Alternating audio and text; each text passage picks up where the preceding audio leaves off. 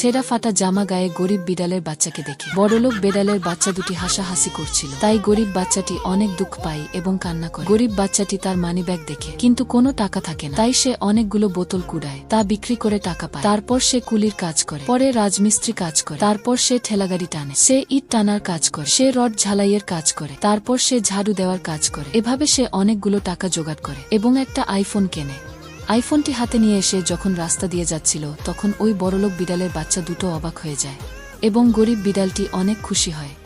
ছেঁড়া ফাটা জামা গায়ে গরিব বিড়ালের বাচ্চাকে দেখে বড়লোক বিড়ালের বাচ্চা দুটি হাসাহাসি করছিল। তাই গরিব বাচ্চাটি অনেক দুঃখ পায় এবং কান্না করে। গরিব বাচ্চাটি তার মানিব্যাগ দেখে, কিন্তু কোনো টাকা থাকে না। তাই সে অনেকগুলো বোতল কুড়ায়, তা বিক্রি করে টাকা পায়। তারপর সে কুলির কাজ করে, পরে রাজমিস্ত্রি কাজ করে, তারপর সে ঠেলাগাড়ি টানে, সে ইট টানার কাজ করে, সে রড ঝালাইয়ের কাজ করে, তারপর সে ঝাড়ু দেওয়ার কাজ করে। এভাবে সে অনেকগুলো টাকা জোগাড় করে এবং একটা আইফোন কেনে।